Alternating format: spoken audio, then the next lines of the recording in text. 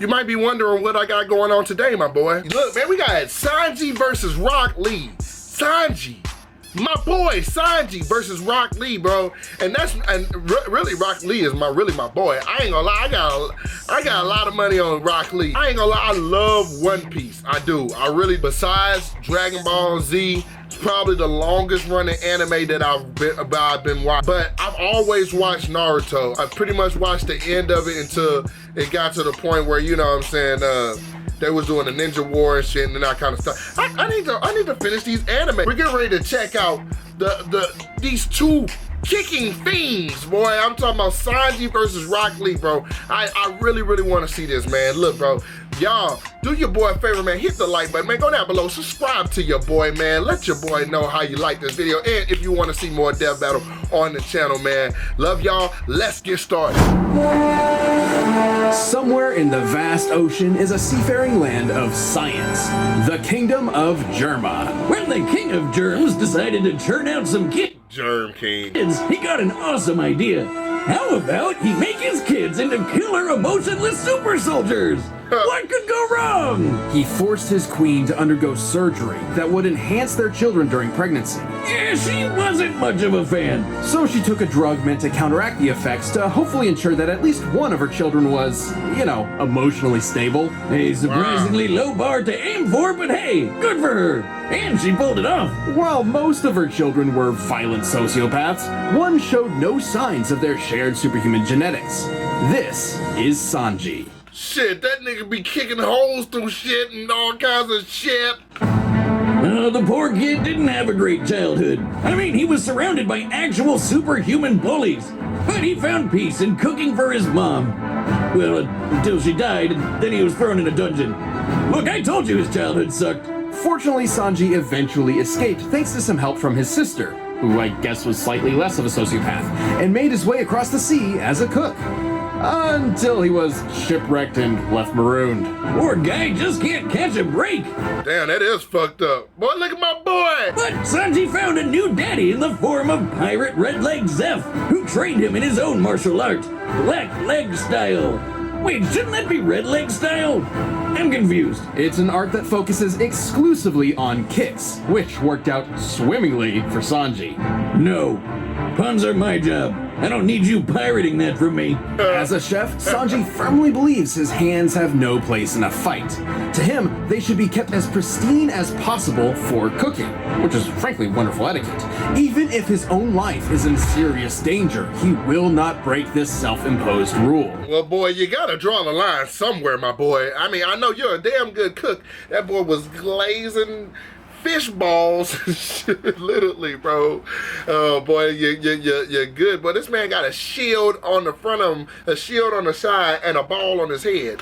You gotta hand it to him. Black Leg is like taking capoeira, taekwondo, and every other martial art with high-flying footwork and mixing them all up like a stew. And just like a tasty dish, he named his attacks after a bunch of French words, which I definitely cannot pronounce. Though the most important to recognize is Diable Jambe, also known as the Devil Leg.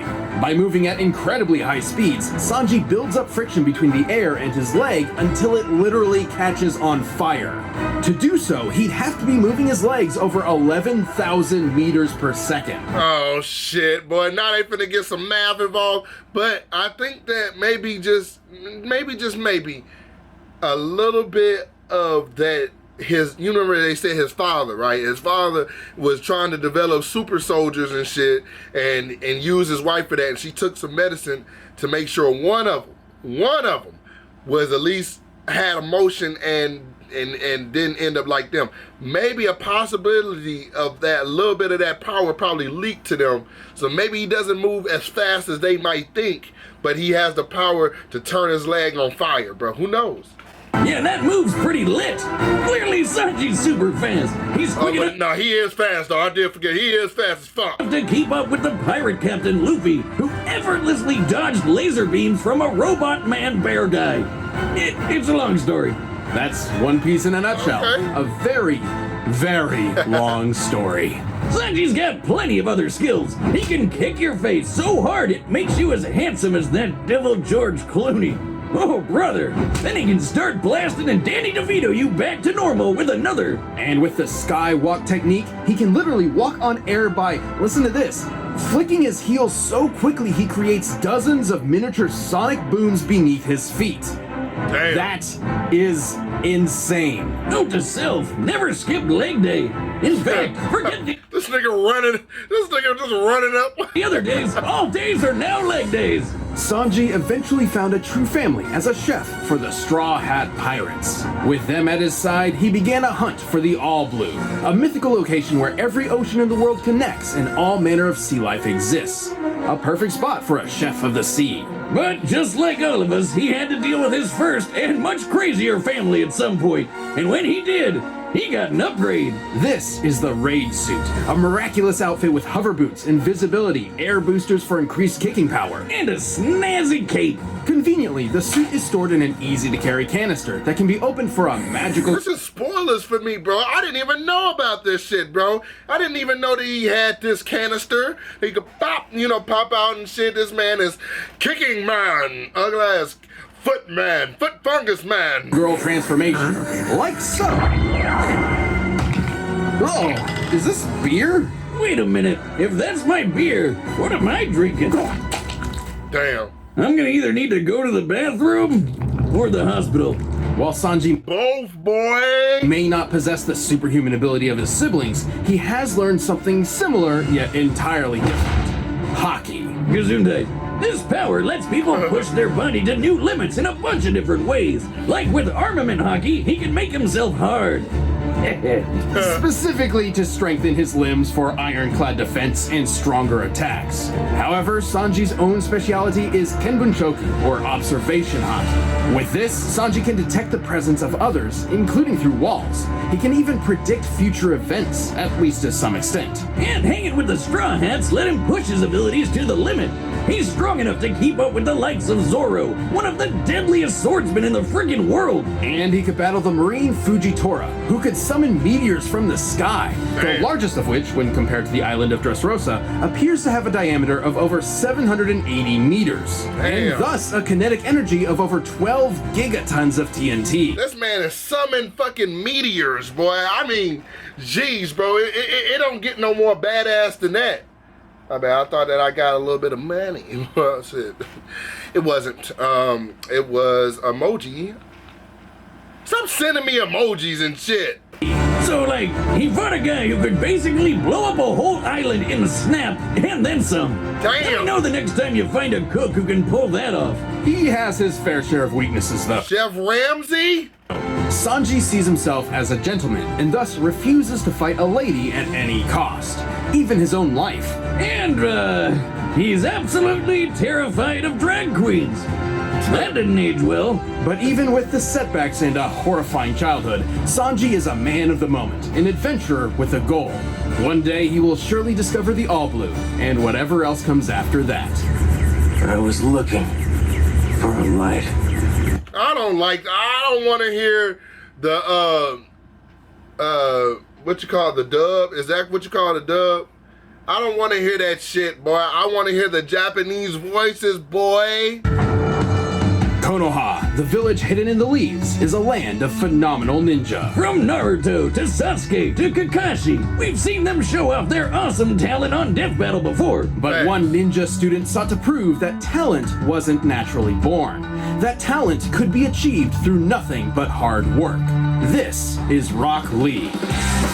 At first, Bowl Cut's path to being a ninja was anything but promising. See, the best ninja can use all sorts of ninja magic called ninjutsu or genjutsu, but not Rocky over here. Essentially, Lee was born with a disability, unable to access the living chakra energies within his body the same way his peers could.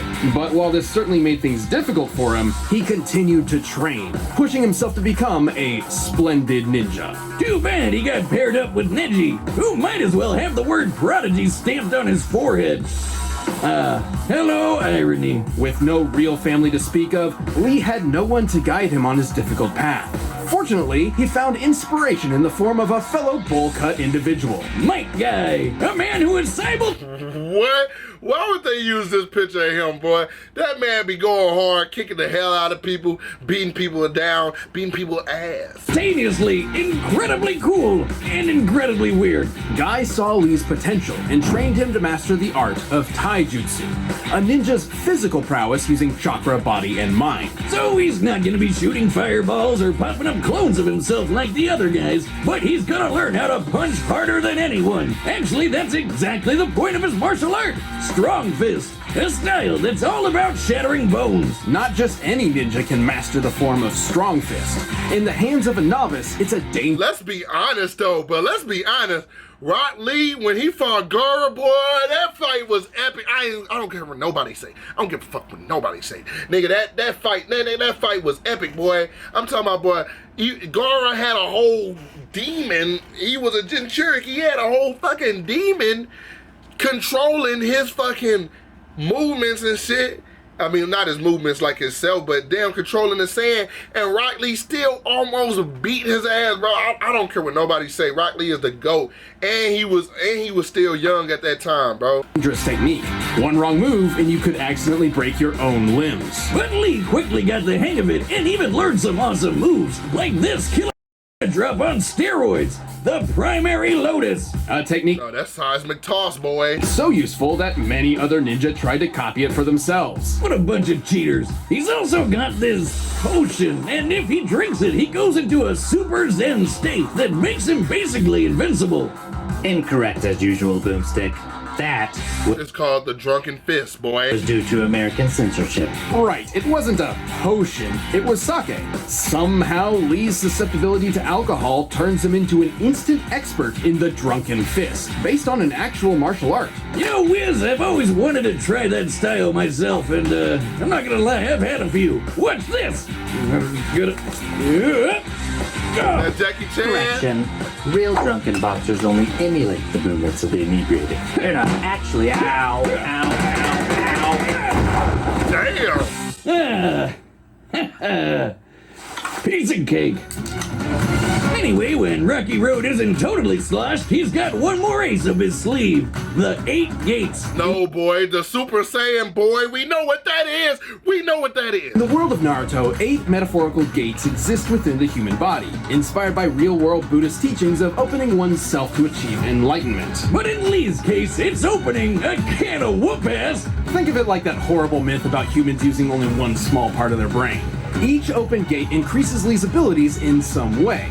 For example, the first gate allows Lee to utilize 100% of his body's potential by removing inherent mental and physical inhibitions. The third gate lets him expend enough chakra all at once to perform his signature technique, the Hidden Lotus. The first few gates are pretty chill, even if they do wear him out.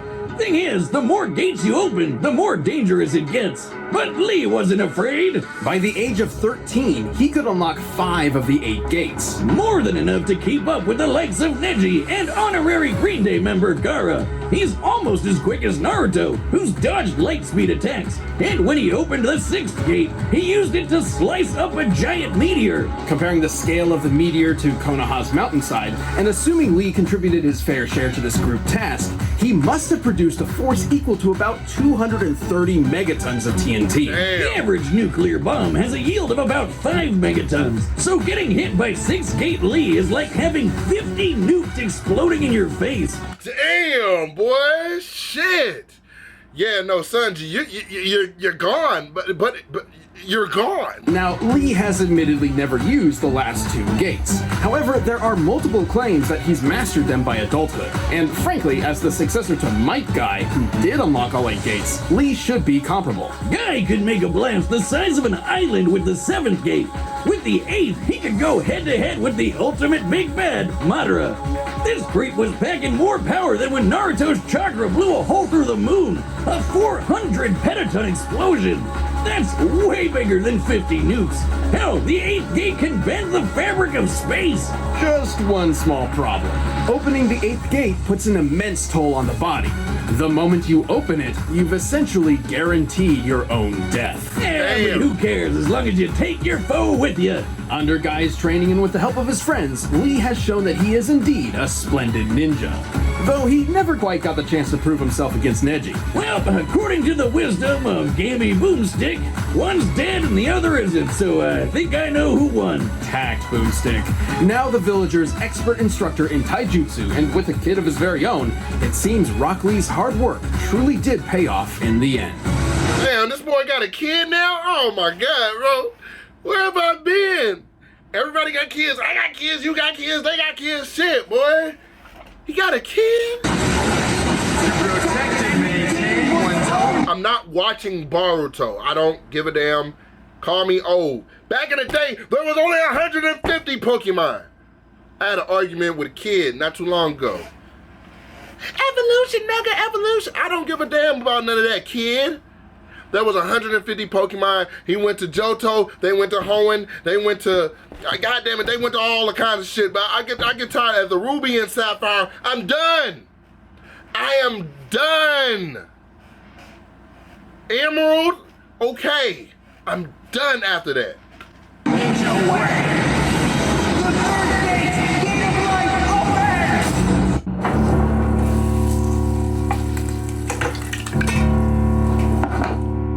The fuck is that? Throw up? I refuse to eat this. It's far too mild, lacking in the fiery youth of true spicy curry. Mild. This is the most perfectly balanced curry around. What the fuck? He just kicks him for that shit? I see your fighting skills match your skill in cooking.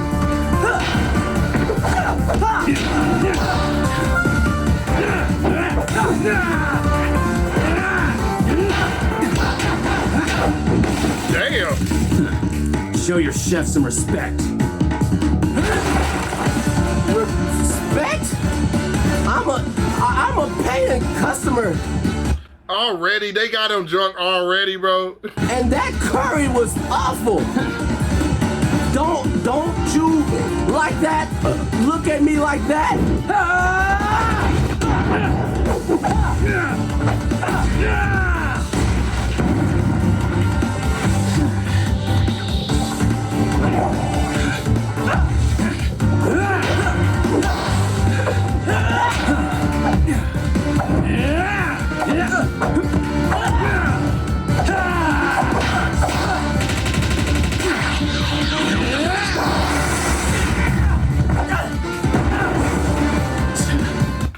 Okay.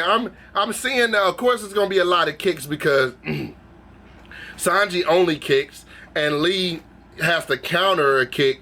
He has to at least check it. You know what I'm saying? If y'all know what checking it, like if you lift up your leg to counteract a kick, you know what I'm saying? So I get there's gonna be a lot of kicking in this, but I think Lee's hands would probably, well no, because with Sanji kicking, it would be way longer than Lee's hands in the reach. So yeah, I think this is pretty accurate so far. I don't know if I like him getting drunk already or something. I think that would probably be like a secret weapon at the end, bro. Picky eaters are the worst. Why is everything so loud? Fifth gate, open! Sixth gate of view, open! What the, whoa, bro. He's using the 6th gate already, bro? Okay. Now the law says that if he uses all his abilities first, then he's most likely not going to win. But let's just see this. Let's just see. 7th gate of wonder, open! Hidden race! Damn.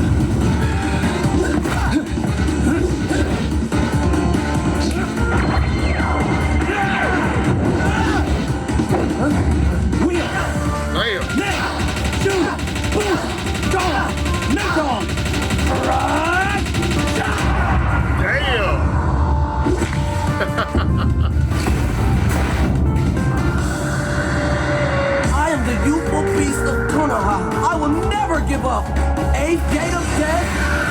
Open! Wait, what? He's opening the 8th gate of death after that little bit of shit? Alright, now they finna piss me off.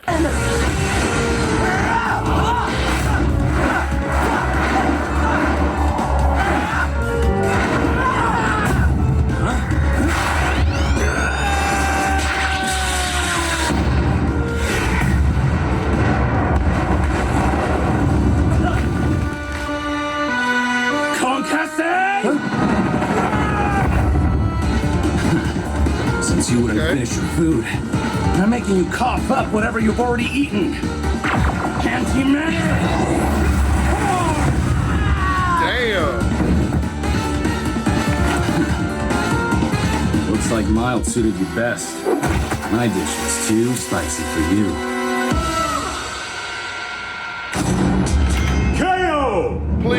Please explain, bro. Please explain. I guess Lee can finally have that bout with Neji now. Given Lee's years of experience and the power of the 8 gates, he definitely kept Sanji on his toes. But Sanji was no slouch himself, and like Lee, has trained all of his life. With his speed and observation hockey, he handled even the unpredictable Drunken Fist. And while the 7th gate meant Lee could probably blow up an island, that's not as big as the meteors the Straw Hats could handle. Simply put, Lee had only one somewhat reliable method of a possible victory: the 8th gate. A suicide move he's never actually used before. Not really the best argument for a win on its own. But gate number 8 could take on Madara. Sanji's tough, yeah, but he's definitely not on that guy's level. A couple big hits from the 8th gate and Sanji's nothing but pace, so what gives? Well, Lee would have to hit him first. While Sanji's power may not compare to the 8th gate, his speed is far beyond. Recall when his fellow rubber rabble-rouser Luffy very patiently waited for a light speed laser to reach him before dodging it. To pull this off, Luffy would have had to move 13 times faster than light. Okay. Sanji can regularly keep up with Luffy, and this was before he even got his super fast raid suit. Don't get us wrong, the power of the 8th gate is incredible. If we were to run this fight 100 more rounds, Lee would surely land a winning blow with it a few times. But more often than not, Sanji's speed is pulling this one off. Given his speed, raid suit, observation hockey, and his fiery footwork, Sanji had everything he needed to outlast Lee's youthful determination for a victory. Guess you could say he had a leg up on Rock Lee, hand over fist. Or I guess foot over fist, but you get it. The winner is Sanji. Okay, all right. I ain't even that mad about it, to be honest with you, because I definitely can see, now that they explain it, I definitely can see his speed. But boy, it just seems to me that Lee has way more power than him, even though I can't take it away from Sanji's observation hockey. Being able to kind of predict the future, I mean, it's not too much you could do with that. Now, Lee being a really strong fighter, I could definitely see him kind of predicting the future just a little bit by predicting people's moves and shit like that. Like just you know, being a fighter, you know, you kind of know, like, all right, if I do this, I know that this one person might do this, and might do that. So I mean, that's a thing too. But just having Sanji having the ultimate awareness, I definitely could see him beating the Drunken Fist by that. Okay, I can definitely see that. But then I don't know, man. I don't know, man. I kind of feel like there was something there that, you know, I just feel like that it should have been. I feel like it was rushed. Maybe I was saying it was rushed. You know what I'm saying? Like, it wasn't putting that much thought and time into it. It was just like, well, Sanji's faster, so he will win. You know what I'm saying? And I don't know. I just feel like maybe Rock Lee would have those punches would have definitely landed, and him unlocking the 8th gate, he would have been super fast, and he would have definitely landed a good punch that could have fucked up Sanji. You know what I'm saying? But hey, that's just my opinion. Y'all can go down below in the comments and yell at me and scream at me and let me know what y'all think. Do y'all agree with me? Do y'all think that I'm talking a whole bunch of bullshit? Definitely could do some that y'all like more. These are just a few that I just picked. I was just like, I want to see this Death Battle. And of course, I got to do it with y'all, man. My boys, y'all. So I love y'all. Be safe. Peace.